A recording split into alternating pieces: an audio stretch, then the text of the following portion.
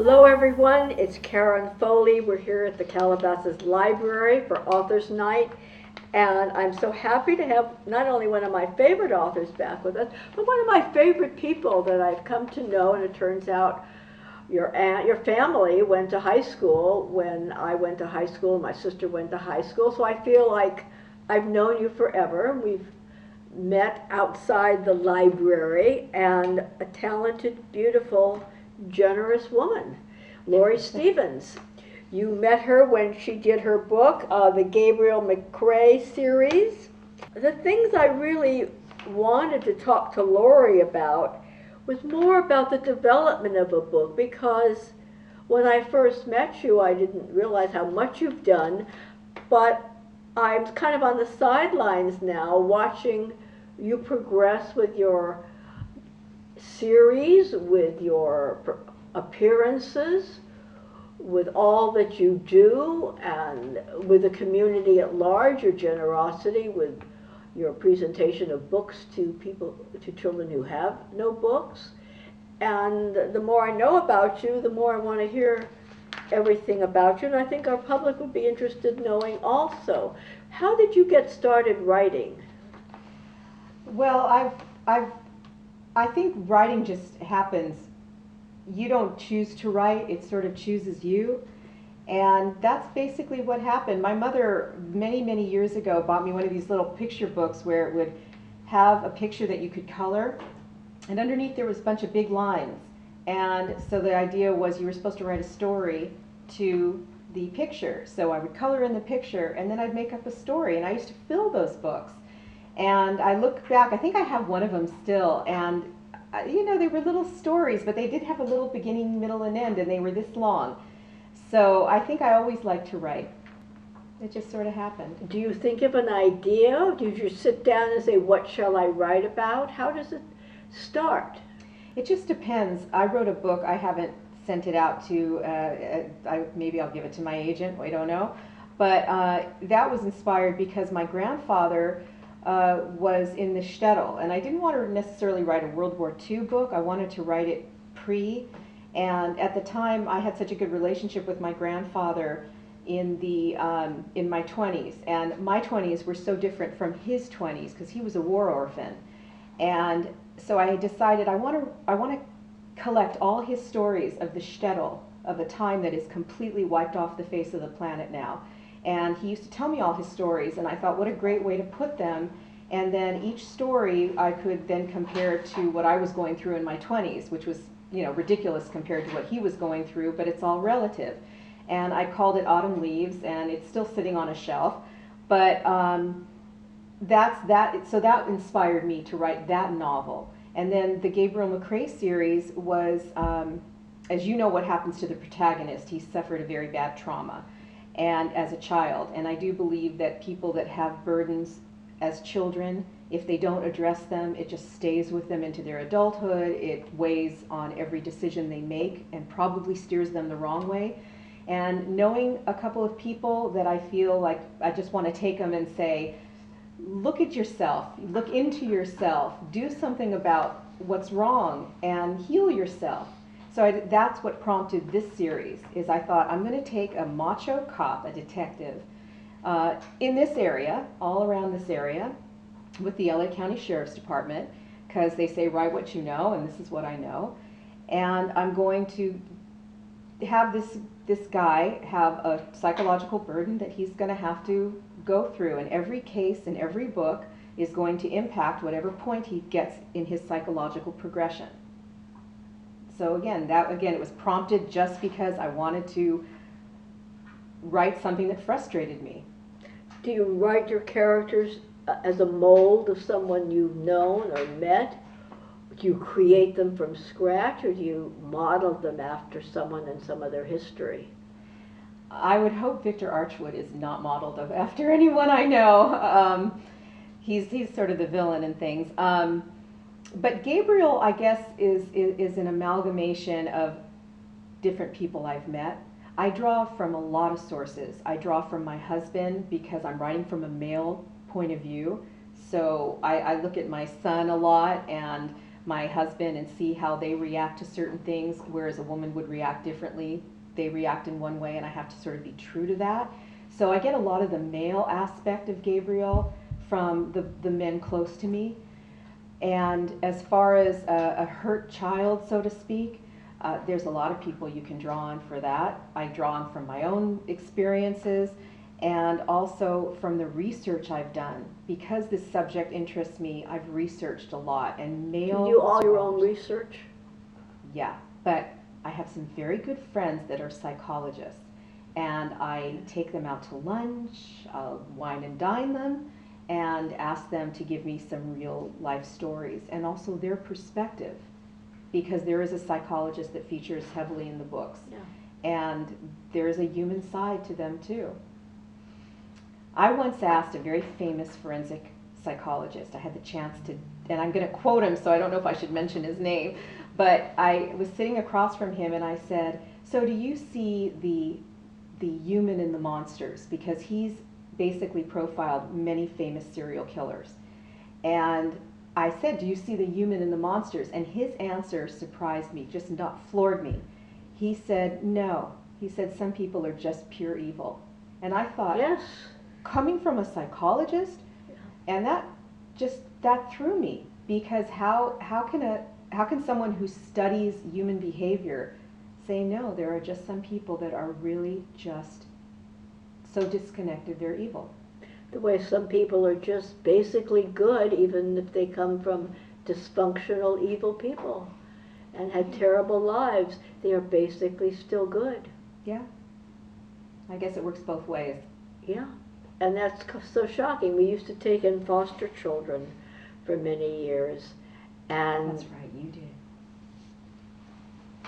you just wonder how some of these children could still have a smile on their face.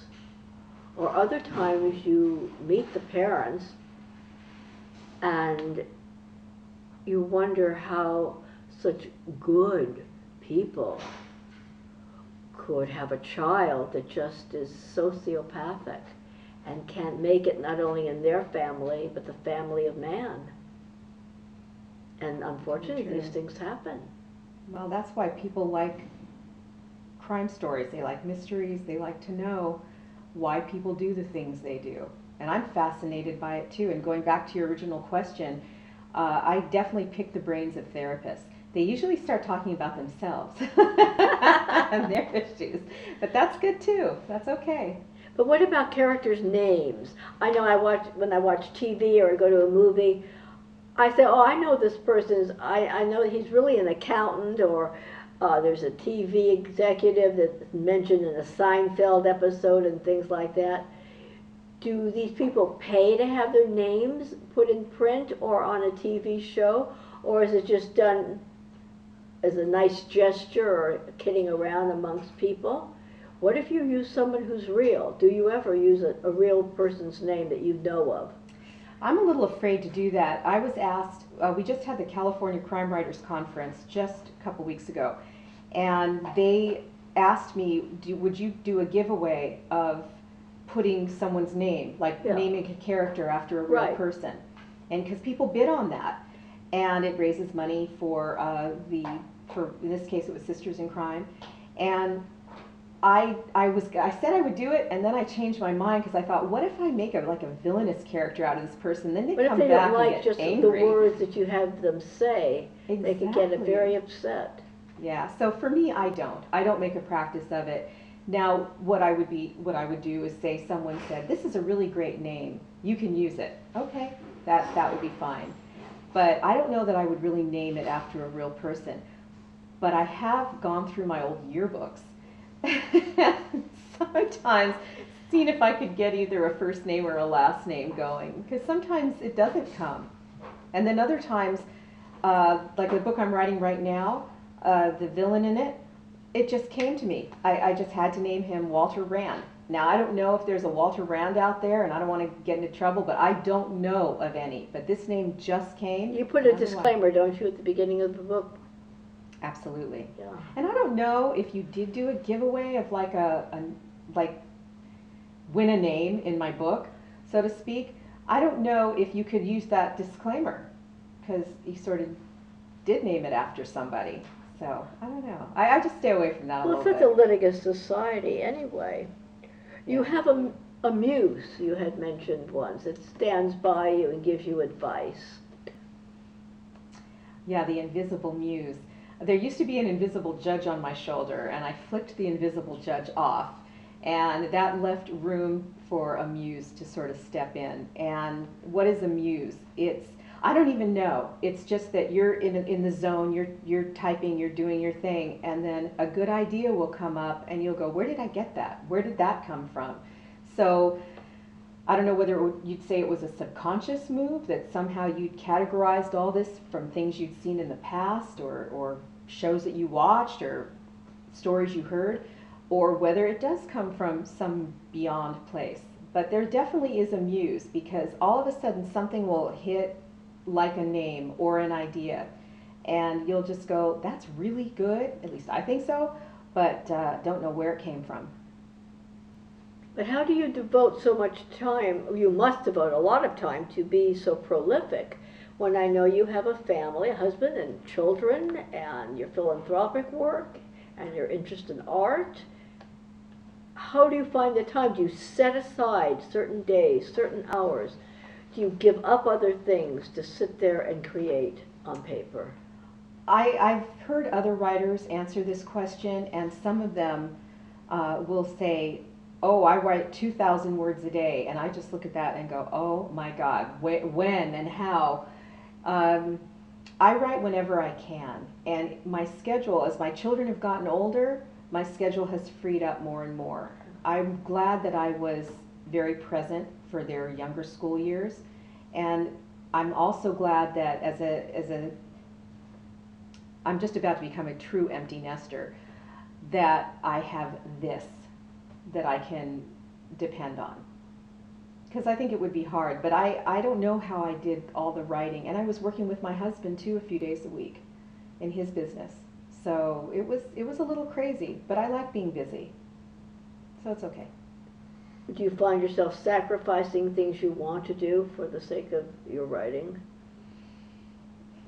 No, because I want to be writing so much, and I feel like it's an old friend. Like I've waited so long to come to a point where I could do 2,000 words at a sitting. I never could do that before, and now I feel like I'm entering a time of my life that I can, and I'm very excited about that. So I don't feel like I'm sacrificing. Do you do it all on the computer? I do. I know. I'd love to say something wonderful and literary and high-end, like, no, I write everything longhand. I would get carpal tunnel syndrome. I can't write longhand anymore like that. So, yeah. It's getting to be a lost art, super handwriting. I used to. I used to do everything by longhand and transpose it, but not anymore.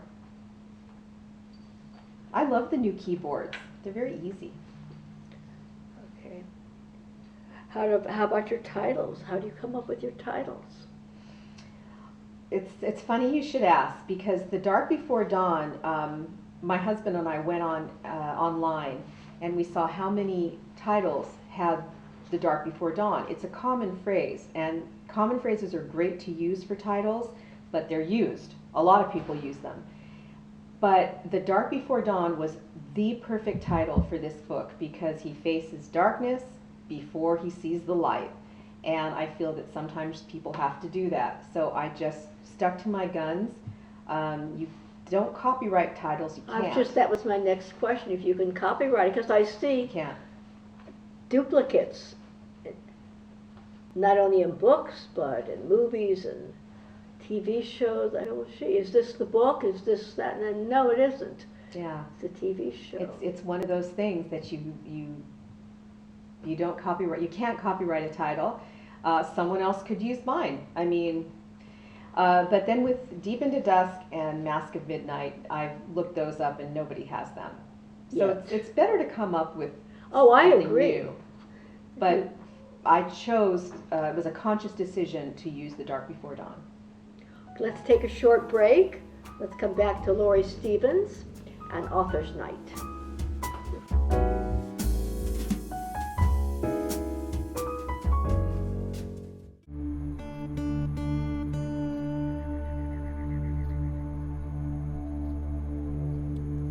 Where is this guy? So thirsty. I hear he travels from the north. Look!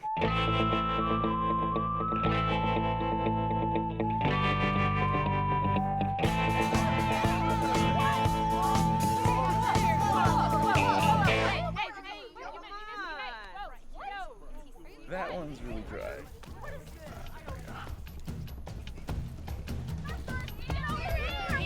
LA is in a drought, yet over half of our drinking water is being used for landscaping. But it doesn't have to be that way. Just 1 inch of rain can yield thousands of gallons of water for use in landscaping and saves drinking water for drinking. Rain barrels, cisterns, and curb cuts are just a few ways to save water and energy. For more, visit LADWP and the Bay Foundation online.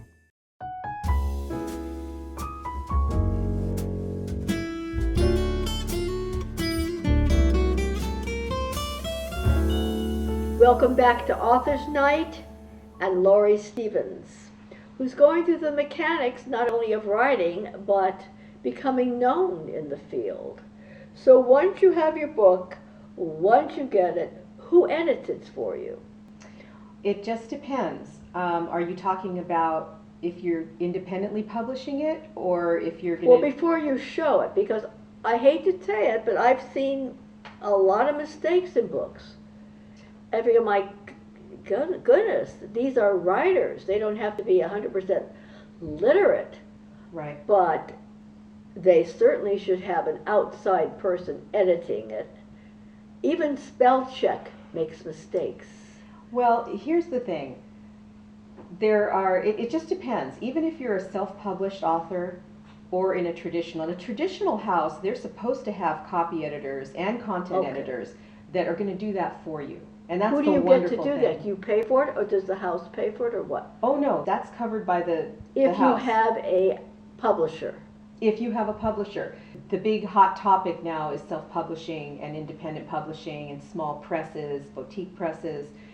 And everyone, whether you're doing it yourself through Amazon and CreateSpace, you should have a content editor and a copy editor. And they're easy to find. Content editors are going to run you a couple $1,000s. That's why if you're in a writing community, it's always fun to have fellow writers, and the more professional they are, the better, because they can be your best critique partners. They'll be your content editors. They'll help you saying, I didn't understand this, or why did you choose to do that? I would have gone this way. Then if you agree with them, fine. If not, so be it. Copy editors, there's so many out there. There's so many. I use 2 of them. There's 2 that I use. And I'm very happy with them. And they're very thorough, very thorough. But even then, you need a good few pairs of eyes to look over, because even a copy editor may miss a repeat word or a missing word. Just because your eye gets so used to it, it just will automatically skip. So if you really want to be careful, multiple passes should be made through the book. And some people don't have the patience to do that. I think it's wrong, but if you've got one chance, you have to put your best foot forward.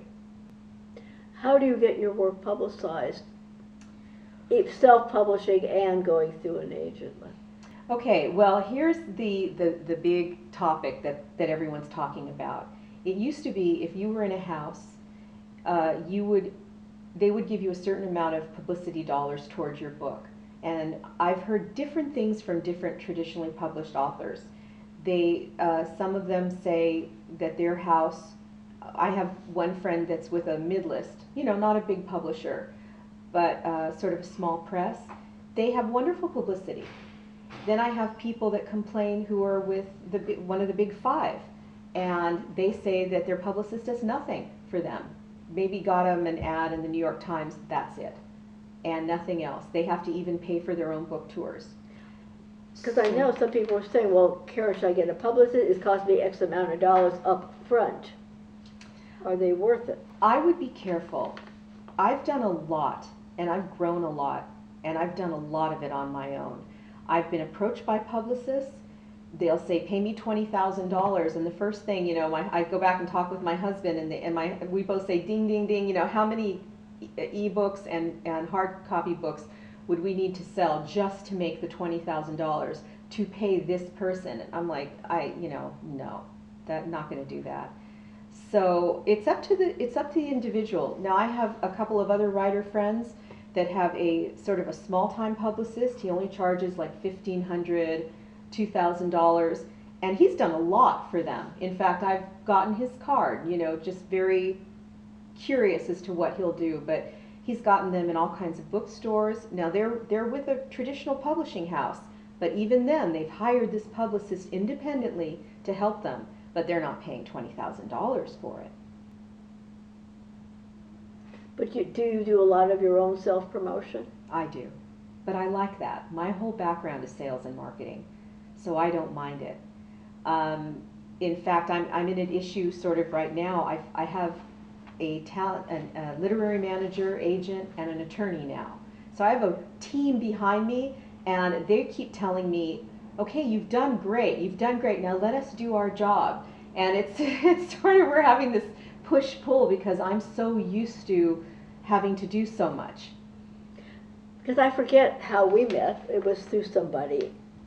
And then I saw you at the Platt Street Library, and I'm assuming you contacted them or somebody knew you and contacted you. And then you just said you did a presentation, Crime Writers? The Crime Writers Conference. Conference. Yeah. How did you get that position? Okay, if I were going to give advice to any author coming up, I would say to join organizations. I know Romance Writers of America, RWA, is very big and strong and helpful, and I joined Sisters in Crime, which is a national organization for crime writers. It's sisters and misters, basically, so it's men and women, of course. And it is for readers and writers, but mostly for authors. And they are so supportive. Also, MWA, which is Mystery Writers of America, all of these organizations are geared to help the author. And you get on I'm on the Speakers Bureau of both, so I get called. And how did I know about their Speakers Bureau? Because I joined the organizations. And I'm also on the board of one of them. So you give back. The more you give back, the more people want to work with you. And it sort of snowballs from there. So the best thing to do would be to put yourself out there and get known by your peers. I have found that the authors I have met since doing this program, they've been very generous. If they have a good experience, they say, why don't you call my friend who wrote this book, or why don't you call, and then they refer me to people. And when I saw you at the Platt Street Library, you said, author, like that person in the audience was an author, and she's going to be on my program. I'm so glad. And then someone next to you was very nice. Yeah. And I don't see that in every field. No. It's usually sometimes dog-eat-dog, but in the literary field, at least the people I've met, have usually been quite generous. Well, because who else are you going to get to support you if not your peers? It's a tough business. Not everyone knows that not everyone's going to become a superstar.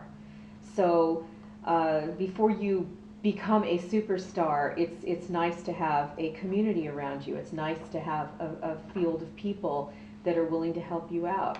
And I just recently got to know Anne Perry, who's a very famous author, and she's been wonderful. I mean, she's just been very supportive. So far, it's just been conversations and me just asking her, what do you do when this happens? What do you do when that happens? But she's very forthright and honest with all of her advice and very open. And that's a person that wouldn't have to give anyone really the time of day, I guess, if she didn't want to. So I have found the mystery writers community to be very warm and welcoming. I mean, for people that write about slashing and killing and things like that, they're very nice people. Well, I like thrillers. I like that. I like the unknown. So do I. Be taken through the depths of despair and the worst of society and see what really goes on. That's because we have a certain viewpoint toward life sometimes. I guess that is what it is. If you had to give someone advice who's starting out to write, what would be some of the things you would tell them? About the writing or about the once Either it's or written? both. Okay, well, if you're going to write, I mean, read. If you're a writer, you are a reader. And there is so much that you can learn from reading your genre. Read the people that you admire. What do they do? What are the mechanics they use? Because you'll be able to maybe borrow some of that, the things that you love, just by osmosis because you've read so much of it, and then you'll be surprised that you'll just come up on your own with your own brand, with your own staple, the thing that you're known for. Like the thing that I love to do is internal dialogue. Because these are psychological thrillers, because we want to get into both the villain's head and the protagonist's head, I really like to use that internal dialogue. Well, where did I get that from? Because I used to read Stephen King like crazy, and he loves doing internal dialogue. And I don't know that it was a conscious copy, but it was just definitely an inspiration. I do it a little bit different than he did it, but boy, that's definitely where I got it from. And what about the books that you read personally? Do you read? Do you read a lot on your own? I read a lot. I try to read what's popular, so I see what's going on. I try to read what I'm interested in also, whether it's the two. And then I get asked a lot of favors. I read a lot of books from my community of writers and people even that I don't know very well. And that keeps me very busy. I have a stack of to read books that's about that high right now. And I just look at it going, how am I going to read and write and do everything? But yeah, I do read a lot. You still have that group that donates books to libraries that don't have enough books or schools that don't have enough books? I am actually, they sold out to a bigger charity. It was called Bookends, and I know Bookends is not doing what they used to do anymore. There's a bigger, and I think it has something, the word Sunday in it, I'm not sure, but there's another charity like that. So yes, we'll do another tea that every year my sister and I, we love to bake. And so we do a tea that used to benefit Bookends. And what happens is we go crazy and we bake and we have this tea and we invite a ton of people over, and they're supposed to bring gently used to new books. And those are donated to underprivileged libraries and shelters and places where they really need a sort of a new injection. I was very of books. visibly impressed when I was over at your home and saw all the books that were donated. People are very generous. Very They really generous are. community at large. They came to your house, gave money, gave books Yeah. to support that cause.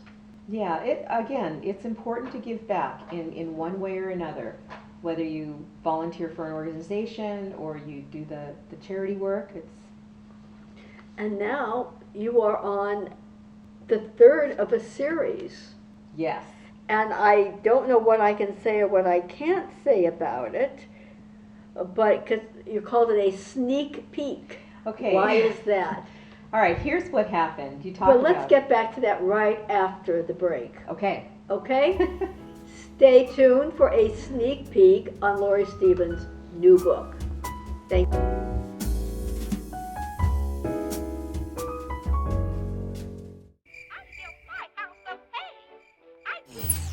Not it. Not it.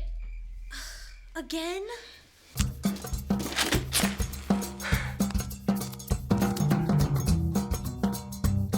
Hey, Dad.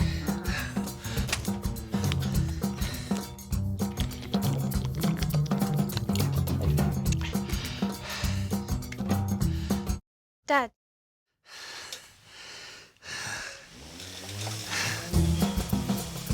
There are other ways of saving money and energy around your house. Did you know that LADWP is now offering cash rebates for you to retrofit your home to be more energy and water efficient? It's good for California, and it's good for Dad.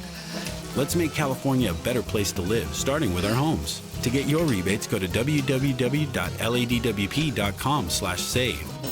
Not it. Not it.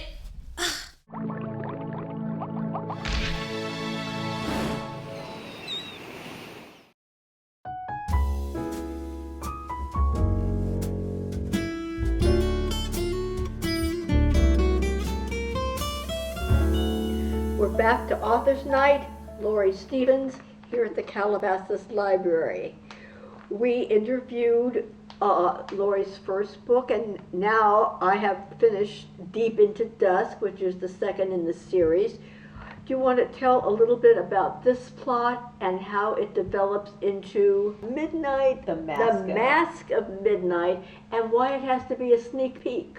Okay, it's Let's interesting go story. start with the end of Deep into Dusk, how that coordinates from the first to the Midnight book. Okay. Well, like I said, it's a series, and so you're taking the same characters pretty much. You got Gabriel McCrae, who's the cop, then you've got his love interest, Dr. Ming Lee, who's the forensic examiner of the Los Angeles County, works in the morgue, and then you have his Lieutenant Ramirez. In Deep into Dusk, I introduce a sort of a femme fatale. She is the only witness to a string of murders that Gabriel's working on, and where he is in his psychological recovery is he now knows what happened to him. It had to do with something with sex, and so he is a little bit funny with that, and of course there's this very beautiful witness. He starts having trouble with his love interest Ming. It was a very, very good book, and after we had met at the Platt Library, I got a call from one of the women and said, "Karen, did you read the book?" I said, "Yes, I did." I think this was an email, actually, and she said, well, she took it home with her that night and stayed up all night till she finished it. Oh, good. She could not put it down. Oh, good. I'm not complaining about that. Not complaining. No. It's very sexy. It gave me a chance Yes, to... it had more sex than I would have anticipated from it. Well, there's a side to Laurie I really don't know. Yeah, I decided, let's go for it, because it's that time that he would be slipping and falling, let's say. It was very appropriate for the characters. Yeah, I mean, and it sort of continued all their progression, and it was something Gabriel had to go through and come out the other side a changed man, which in every book he has to do. So that was just about what the doctor ordered, basically. Now, did you finish this book before you started this? Did you get your idea when you were writing this, or did you always have this third book in mind? I was working on Deep into Dusk, and I was still just about finishing it thinking, I don't know what I'm going to write the third book about. And I watched a Dateline NBC about a real unsolved crime, and by the end of the 2-hour episode, I was in tears. And I said, now I know what I'm going to write about. I'm going to take that real crime, and I'm going to put it where my characters can solve it. And in the interim, they did solve the crime. And I loved the way they did it. It was all psychological, and it was all about interrogation. And I said, that's what I'm going to do for the third book. So I had gotten that idea as I was finishing Deep into Dusk. So I did start plugging things in to Deep into Dusk so that I could start the third book. But why does it have to be a sneak peek? Okay, well, this is... Can you tell us that? Yes. Okay, so now we're going to talk about the transition. As you know, I independently published the first two. So for all of you out there that are trying to figure out, should I independently publish or not? I don't know. Maybe listening to this might make your decision for you. So anyways, I independently published those. And then I got an agent in London off of that, because these two did very well. And I got an agent in London, and she sold the books, those first two, to Random House Germany. And I'm happy to say that Todesschuld, how's your German, is coming out in this November by Random House Blandvalet, which is their German imprint, okay? So when that happened, I was almost finished with The Mask of Midnight, and I was ready to push that out myself once again, independently. I had started my own publishing company. I'm actually publishing 2 other authors right now. And I thought, well, this is the way it's going to be. Then, because of the Random House deal, then I got introduced to a really good attorney, an entertainment attorney named Diane. And she loved the first 2 books, loved them. She introduced me to an agent named Alan Nevins, and he's with Renaissance Literary and Talent, and I signed with him. So now I've got an agent here in the U.S. and Alan is shopping The Mask of Midnight as an unpublished. So that's why this is sort of a sneak peek, because I really can't put it out. I can't put it out. When do you think it'll all come together? I don't know. It's up in the air right now. It's being worked on. I guess one has to have patience. That is the weird world of what's happening today in publishing, because self-published authors have no patience. And if you're going to go the traditional route, you do need patience. So then if you're going to ask me which is better, what should a writer do? Would that be your next question? Yes. It's up to you. It's really up to you. I don't know that I would have gotten this far if I hadn't independently published my first 2 books. I did try the traditional route with The Dark Before Dawn originally a few years ago, and I didn't really get anywhere. So that made my decision. I didn't want to wait any longer. But now it is very exciting to have a traditional house behind you. When I get emails from the Random House people in Germany, it's fun. I mean, what can I say? It's very legitimizing. You feel more legitimate that way. So it validates you. It's very validating. And to finally have an agent who's really working hard for you, that's what every author dreams about. And I don't care if you're self-published and you're cocky and you're feeling very, oh, I did this myself and I've done that myself. It's very validating to have a team behind you. But what about accolades? I know everybody reads 10 top books and things like that. Can a self-published author make a bestseller list? Has anyone? Yes, you can. Deep into Dusk went, I think, up to number 8. Dark Before Dawn was at the number 1 of free for a while, and then it dropped down in the paid list, but it was up there. It was definitely in the top. Both of these were in the top 50 for a long time, for a few weeks. And that would denote they were considered Amazon bestsellers. And that was when they were self-published. So I don't know. The whole industry is sort of in a tumult right now because anyone is a player. But I would tend to be more, having now seen both ends of the spectrum, I'm really leaning more toward the traditional now. I think it's tiring to be both a promoter and a writer. Well, you've paid your dues by promoting yourself and just beating down the bushes to get ahead and successfully. Maybe it's time for someone else to help you. That's where I'm at, and I'm fine with that. I am absolutely fine with that. It's tiring. I would think so. Yeah. But the question I have, now we'll have 2 of your books in our library, but do we not get this until we know what happens? Okay. But you can get this. That's a conversation piece right now. Conversation piece. Who does your book covers?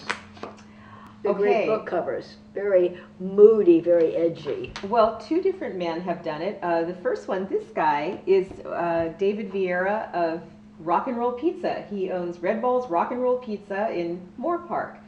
And they have, he's gotten a lot of fame lately because the Foo Fighters practice at his place. So and he's the one that did those 2 covers.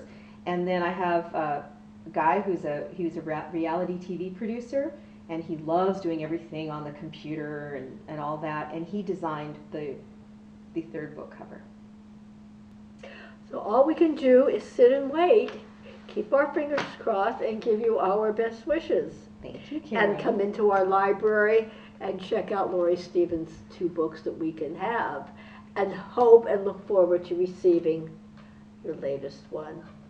And I wish you the best of luck, and I hope to see you again in between interviews. And thank you again for your friendship and for being part of our Authors Night. And thank you for joining us.